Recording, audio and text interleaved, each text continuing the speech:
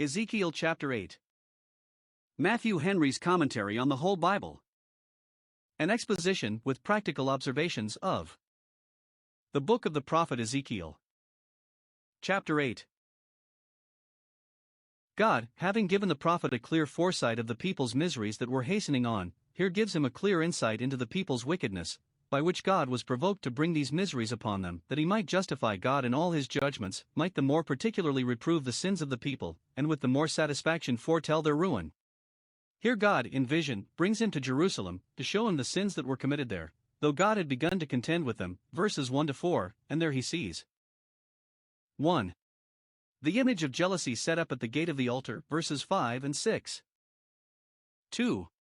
The elders of Israel worshipping all manner of images in a secret chamber, verses 7-12. 3.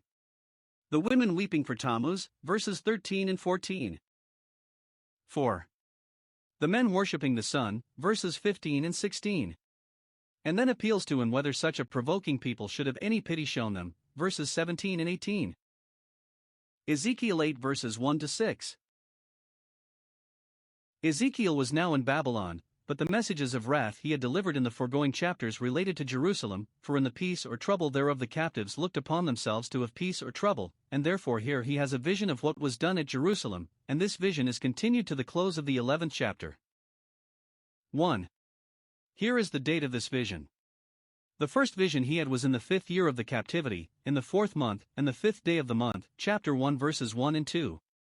This was just 14 months after. Perhaps it was after he had lain 390 days on his left side, to bear the iniquity of Israel, and before he began the 40 days on his right side, to bear the iniquity of Judah, for now he was sitting in the house, not lying. Note, God keeps a particular account of the messages he sends to us, because he will shortly call us to account about them. 2. The opportunity is taken notice of, as well as the time. 1. The prophet was himself sitting in his house, in a sedate composed frame, deep perhaps in contemplation. Note, the more we retreat from the world and retire into our own hearts, the better frame we are in for communion with God. Those that sit down to consider what they have learned shall be taught more. Or, he sat in his house, ready to preach to the company that resorted to him, but waiting for instructions what to say. God will communicate more knowledge to those who are communicative of what they do know. 2. The elders of Judah, that were now in captivity with him, sat before him. It is probable that it was on the Sabbath day, and that it was usual for them to attend on the prophet every Sabbath day, both to hear the word from him, and to join with him in prayer and praise. And how could they spend the Sabbath better, now that they had neither temple nor synagogue, neither priest nor altar? It was a great mercy that they had opportunity to spend it so well, as the good people in Elisha's time, 2 Kings 4 verse 23. But some think it was on some extraordinary occasion that they attended him, to inquire of the Lord, and sat down at his feet to hear his word. Observe here. Black small square 1. When the law had perished from the priests at Jerusalem, whose lips should keep knowledge, chapter 7 verse 26, those in Babylon had a prophet to consult. God is not tied to places or persons. Black small square 2. Now that the elders of Judah were in captivity, they paid more respect to God's prophets, and his word in their mouth, than they did when they lived in peace in their own land. When God brings men into the cords of affliction, then he opens their ears to discipline, Job 36 verses 8 and 10, Psalm 141 verse 6. Those that despised vision in the valley of vision prized it now that the word of the Lord precious, and there was no open vision. Black small square 3. When our teachers are driven into corners, and are forced to preach in private houses, we must diligently attend them there. A minister's house should be a church for all his neighbors. Paul preached in his own hired house at Rome, and God owned him there, and no man forbade him. 3. The divine influence and impression that the prophet was now under, the hand of the Lord fell there upon me. God's hand took hold of him, and arrested him, as it were, to employ him in this vision, but at the same time supported him to bear it. 4. The vision that the prophet saw, verse 2. He beheld a likeness of a man, we may suppose, for that was the likeness he saw before, but it was all brightness above the girdle, and all fire below, fire and flame. This agrees with the description we had before of the apparition he saw, chapter 1 verse 27. It is probably that it was the same person, the man Christ Jesus. It is probable that the elders that sat with him, as the men that journeyed with Paul, saw a light, and were afraid, and this happy sight they gained by attending the prophet in a private meeting, but they had no distinct view of him that spoke to him. Acts 22 verse 9. 5. The prophets remove in vision to Jerusalem. The apparition he saw put forth the form of a hand, which took him by a lock of his head, and the Spirit was that hand which was put forth, for the Spirit of God is called the finger of God. Or, the Spirit within him lifted him up, so that he was borne up and carried on by an internal principle, not an external violence. A faithful ready servant of God will be drawn by a hair, by the least intimation of the divine will, to his duty, for he has that within him which inclines him to a compliance with it. Psalm 27 verse 8. He was miraculously lifted up between heaven and earth, as if he were to fly away upon eagle's wings. This, it is probable, so Grotius thinks, the elders that sat with him saw. They were witnesses of the hand taking him by the lock of hair, and lifting him up, and then perhaps laying him down again in a trance of ecstasy, while he had the following visions, whether in the body or out of the body, we may suppose, he could not tell, any more than Paul in a like case, much less can we. Note, those are best prepared for communion with God in the communications of divine light that by divine grace are raised up above the earth, and the things of it, to be out of their attractive force. But being lifted up towards heaven, he was carried in vision to Jerusalem, and to God's sanctuary there, for those that would go to heaven must take that in their way. The Spirit represented to his mind the city and temple as plainly as if he had been there in person. Oh, that by faith we could thus enter into the Jerusalem, the holy city, above, and see the things that are invisible. 6. The discoveries that were made to him there. 1. There he saw the glory of God, verse 4. Behold, the glory of the God of Israel was there, the same appearance of the living creatures, and the wheels, and the throne, that he had seen. Chapter 1. Note, God's servants, wherever they are and whithersoever they go, ought to carry about with them a believing regard to the glory of God and to set that always before them, and those that have seen God's power and glory in the sanctuary should desire to see them again, so as they have seen them. Psalm 63 verse 2. Ezekiel has this repeated vision of the glory of God both to give credit to and to put honor upon the following discoveries. But it seems to have a further intention here. It was to aggravate the sin of Israel in changing their own God, the God of Israel, who is a God of so much glory as here he appears to be, for dunghill gods, scandalous gods, false gods, and indeed no gods. Note, the more glorious we see God to be, the more odious we shall see sin to be, especially idolatry, which turns his truth into a lie, his glory into shame. It was also to aggravate their approaching misery, when this glory of the Lord should remove from them, chapter 11 verse 23, and leave the house and city desolate. 2. There he saw the reproach of Israel, and that was the image of jealousy, set northward, at the gate of the altar, verses 3 and 5. What image this was is uncertain, probably an image of Baal, or of the grove which Manasseh made and set in the temple, 2 Kings 21 verses 7 and 2 Chronicles 33:3, which Josiah removed, but his successors, it seems, replaced there, as probably they did the chariots of the sun which he found at the entering in of the house of the Lord, 2 Kings 23 verse 11, and this is here said to be in the entry. But the prophet, instead of telling us what image it was, which might gratify our curiosity, tells us that it was the image of jealousy, to convince our consciences that, whatever image it was in the highest degree offensive to God and provoked him to jealousy. He resented it as a husband would resent the whoredoms of his wife, and would certainly revenge it, for God is jealous, and the Lord revenges. Nahum 1 verse 2. Black small square 1. The very setting up of this image in the house of the Lord was enough to provoke him to jealousy, for it is in the matters of his worship that we are particularly told, I the Lord thy God am a jealous God. Those that placed this image at the door of the inner gate, where the people assembled, called the gate of the altar, verse 5, thereby plainly intended. 1. To affront God, to provoke him to his face, by advancing an idol to be a rival with him for the adoration of his people, in contempt of his law, and in defiance of his justice. 2. To debauch the people, and pick them up as they were entering into the courts of the Lord's house to bring their offerings to him, and to tempt them to offer them to this image, like the adulteress Solomon describes, that sits at the door of her house, to call passengers who go right on their ways. Whoso is simple, let him turn in hither. Proverbs 9 verses 14 to 16. With good reason therefore is this called the image of jealousy. Black small square 2.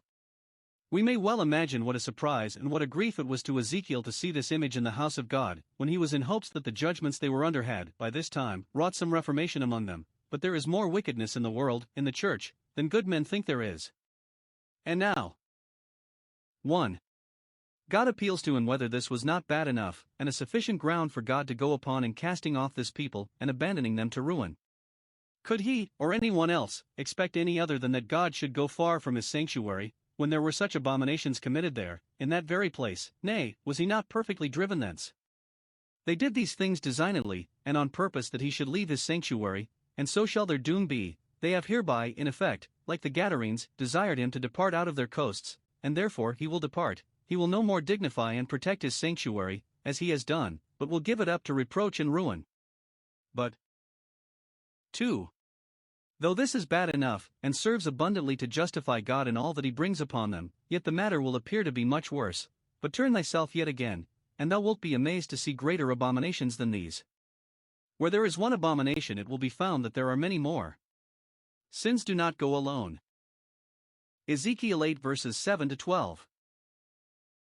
We have here a further discovery of the abominations that were committed at Jerusalem, and within the confines of the temple too. Now observe. 1. How this discovery is made. God, in vision, brought Ezekiel to the door of the court, the outer court, along the sides of which the priest's lodgings were. God could have introduced him at first into the chambers of imagery, but he brings him to them by degrees, partly to employ his own industry in searching out these mysteries of iniquity, and partly to make him sensible with what care and caution those idolaters concealed their idolatries. Before the priest's apartments they had run up a wall, to make them the more private, that they might not lie open to the observation of those who passed by, a shrewd sign that they did something which they had reason to be ashamed of. He that doth evil hates the light. They were not willing that those who saw them in God's house should see them in their own, lest they should see them contradict themselves, and undo in private what they did in public. But behold, a hole in the wall, verse 7, a spy hole, by which you might see that which would give cause to suspect them. When hypocrites screen themselves behind the wall of an external profession, and with it think to conceal their wickedness from the eye of the world and carry on their designs the more successfully, it is hard for them to manage it with so much art by that there is some hole or other left in the wall, something that betrays them, to those who look diligently, not to be what they pretend to be. The ass's ears in the fable appeared from under the lion's skin. This hole in the wall Ezekiel made wider, and behold a door, verse 8. This door he goes in by into the treasury, or some of the apartments of the priests, and sees the wicked abominations that they do there, verse 9. Note, those that would discover the mystery of iniquity in others, or in themselves, must accomplish a diligent search, for Satan has his wiles, and depths, and devices, which we should not be ignorant of, and the heart is deceitful above all things. In the examining of it therefore we are concerned to be very strict. 2. What the discovery is. It is a very melancholy one. 1. He sees a chamber set round with idolatrous pictures, verse 10. All the idols of the house of Israel, which they had borrowed from the neighboring nations, were portrayed upon the wall round about, even the vilest of them, the forms of creeping things, which they worshipped, and beasts, even abominable ones, which are poisonous and venomous, at least they were abominable when they were worshipped. This was a sort of pantheon, a collection of all the idols together which they paid their devotions to. Though the second commandment, in the letter of it, forbids only graven images, yet painted ones are as bad and as dangerous. 2. He sees this chamber filled with idolatrous worshippers, verse 11. There were 70 men of the elders of Israel offering incense to these painted idols. Here was a great number of idolaters strengthening one another's hands in this wickedness, though it was in a private chamber, and the meeting industriously concealed, yet here were 70 men engaged in it. I doubt these elders were many more than those in Babylon that sat before the prophet in his house, verse 1. Oh, that the zeal of these idolaters might shame the worshippers of the true God out of their indifference to his service. The prophet took particular notice of one whom he knew, who stood in the midst of these idolaters, as chief among them, being perhaps president of the great council at this time, or most forward in this wickedness. No wonder the people were corrupt when the elders were so. The sins of leaders are leading sins. Oh, that the zeal of these idolaters might shame the worshippers of the true God out of their indifference to his service. The prophet took particular notice of one whom he knew, who stood in the midst of these idolaters, as chief among them, being perhaps president of the great council at this time, or most forward in this wickedness. No wonder the people were corrupt when the elders were so. The sins of leaders are leading sins. 3. What the remark is that made upon it, verse 12. Son of man, hast thou seen this? Couldst thou have imagined that there was such wickedness committed? It is here observed concerning it. 1. That it was done in the dark, for sinful works are works of darkness. They concealed it, lest they should lose their places, or at least their credit. There is a great deal of secret wickedness in the world, which the day will declare, the day of the revelation of the righteous judgment of God. 2. That this one idolatrous chapel was but a specimen of many the like. Here they met together, to worship their images in concert, but, it should seem, they had every man the chamber of his imagery besides, a room in his own house for this purpose, in which every man gratified his own fancy with such pictures as he liked best. Idolaters had their household gods, and their family worship of them in private, which is a shame to those who call themselves Christians and yet have no church in their house, no worship of God in their family. Had they chambers of imagery, and shall not we have chambers of devotion? 3. That atheism was at the bottom of their idolatry. They worship images in the dark, the images of the gods of other nations, and they say, Jehovah, the God of Israel, whom we should serve, seeth us not. Jehovah hath forsaken the earth, and we may worship what God we will, he regards us not. Black small square 1. They think themselves out of God's sight, they say, the Lord seeth us not. They imagined, because the matter was carried on so closely that men could not discover it, nor did any of their neighbors suspect them to be idolaters, that therefore it was hidden from the eye of God, as if there were any darkness, or shadow of death, where the workers of iniquity may hide themselves. Note, a practical disbelief of God's omniscience is at the bottom of our treacherous departures from Him, but the Church argues justly, as to this very sin of idolatry, Psalm 44 verses 20 and 21, if we have forgotten the name of our God and stretched forth our hand to a strange God, will not God search this out? No doubt He will. Black small square 2. They think themselves out of God's care, the Lord has forsaken the earth, and looks not after the affairs of it, and then we may as well worship any other god as Him. Or, He has forsaken our land, and left it to be a prey to its enemies, and therefore it is time for us to look out for some other god, to whom to commit the protection of it. Our one God cannot, or will not, deliver us, and therefore let us have many. This was a blasphemous reflection upon God, as if He had forsaken them first, else they would not have forsaken Him. Note, those are ripe indeed for ruin who have arrived at such a pitch of impudence, as to lay the blame of their sins upon God Himself. Ezekiel 8 verses 13 to 18. Here we have 1.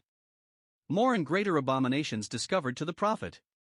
He thought that what he had seen was bad enough, and yet, verse 13, turn thyself again, and thou shalt see yet greater abominations, and greater still, verse 15, as before, verse 6. There are those who live in retirement who do no think what wickedness there is in this world, and the more we converse with it, and the further we go abroad into it, the more corrupt we see it. When we have seen that which is bad, we may have our wonder at it made to cease by the discovery of that which, upon some account or other, is a great deal worse. We shall find it so in examining our own hearts and searching into them. There is a world of iniquity in them, a great abundance and variety of abominations, and, when we have found out much amiss, still we shall find more, for the heart is desperately wicked, who can know it perfectly? Now the abominations here discovered were 1. Women weeping for Tammuz, verse 14. An abominable thing indeed, that any should choose rather to serve an idol in tears than to serve the true God with joyfulness and gladness of heart. Yet such absurdities as these are those guilty of who follow after lying vanities and forsake their own mercies. Some think it was for Adonis, an idol among the Greeks, other for Osiris, an idol of the Egyptians, that they shed these tears. The image, they say, was made to weep, and then the worshippers wept with it. They bewailed the death of this Tammuz, and anon rejoiced in its returning to life again. These mourning women sat at the door of the gate of the Lord's house, and there shed their idolatrous tears, as it were in defiance of God and the sacred rites of His worship, and some think, with their idolatry, prostrating themselves also to corporeal whoredom, for these two commonly went together, and those that dishonored the divine nature by the one were justly given up to vile affections, and a reprobate sense to dishonor the human nature, which nowhere ever sunk so far below itself as in these idolatrous rites. 2. Men worshipping the sun, verse 16. And this was so much the greater an abomination that it was practiced in the inner court of the Lord's house at the door of the temple of the Lord, between the porch and the altar. There, where the most sacred rites of their holy religion used to be performed, was this abominable wickedness committed. Justly might God in jealousy say to those who thus affronted Him at His own door, as the king to Haman, will He force the queen also before me in the house? Here were about 25 men giving that honor to the sun which is due to God only.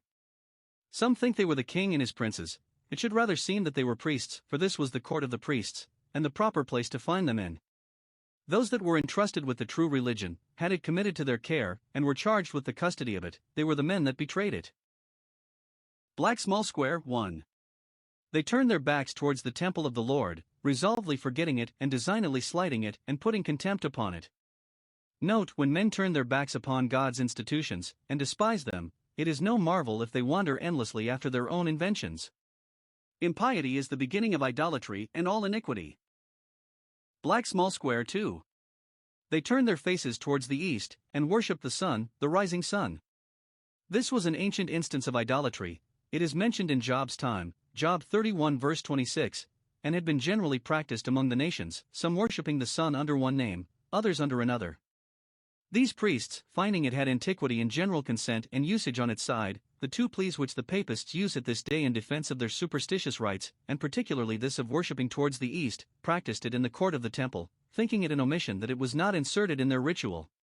See the folly of idolaters in worshipping that as a god, and calling it Baal Lord, which God made to be a servant to the universe, for such the sun is, and so his name Shemesh signified, Deuteronomy 4 verse 19, and in adoring the borrowed light and despising the Father of lights.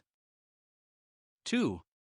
The inference drawn from these discoveries, verse 17, hast thou seen this, O Son of Man? And couldst thou have thought ever to see such things done in the temple of the Lord? Now. 1. He appeals to the prophet himself concerning the heinousness of the crime. Can he think it is a light thing to the house of Judah, who know and profess better things, and are dignified with so many privileges above other nations? Is it an excusable thing in those that have God's oracles and ordinances that they commit the abominations which they commit here? Do not those deserve to suffer that thus sin?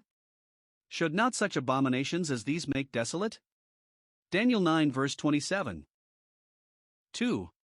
He aggravates it from the fraud and oppression that were to be found in all parts of the nations. They have filled the land with violence. It is not strange if those that wrong God thus make no conscience of wronging one another, and with all that is sacred trample likewise upon all that is just. And their wickedness in their conversations made even the worship they paid to their own God an abomination. Isaiah 1 verse 11, etc. They fill the land with violence, and then they return to the temple to provoke me to anger there, for even their sacrifices, instead of making an atonement, do but add to their guilt. They return to provoke me, they repeat the provocation, do it, and do it again, and, lo, they put the branch to their nose, a proverbial expression denoting perhaps their scoffing at God and having him in derision. They snuffed at his service, as men do when they put a branch to their nose. Or it was some custom used by idolaters in honor of the idols they served. We read of garlands used in their idolatrous worships, Acts 14 verse 13, out of which every zealot took a branch which they smelled to as a nosegay. Dr. Lightfoot, or Hebrews in John 15 verse 6, gives another sense of this place. They put the branch to their wrath, or to his wrath, as the Masorites read it, that is, they are still bringing more fuel, such as the withered branches of the vine, to the fire of divine wrath, which they have already kindled, as if that wrath did not burn hot enough already. Or putting the branch to the nose may signify the giving of a very great affront and provocation either to God or man. They are an abusive generation of men. 3. He passes sentence upon them that they shall be utterly cut off. Therefore, because they are thus furiously bent upon sin, I will also deal in fury with them. Verse 18. They filled the land with their violence, and God will fill it with the violence of their enemies, and he will not lend a favorable ear to the suggestions either. Black small square 1. Of his own pity, my eye shall not spare, neither will I have pity, repentance shall be hidden from his eyes, or black small square 2. Of their prayers, though they cry in my ears with a loud voice, yet will I not hear them, for still their sins cry more loudly for vengeance than their prayers cry for mercy. God will now be as deaf to their prayers as their own idols were, on whom they cried aloud, but in vain. 1 Kings 18 verse 26. Time was when God was ready to hear even before they cried and to answer while they were yet speaking, but now they shall seek me early and not find me. Proverbs 1 verse 28. It is not the loud voice, but the upright heart, that God will regard.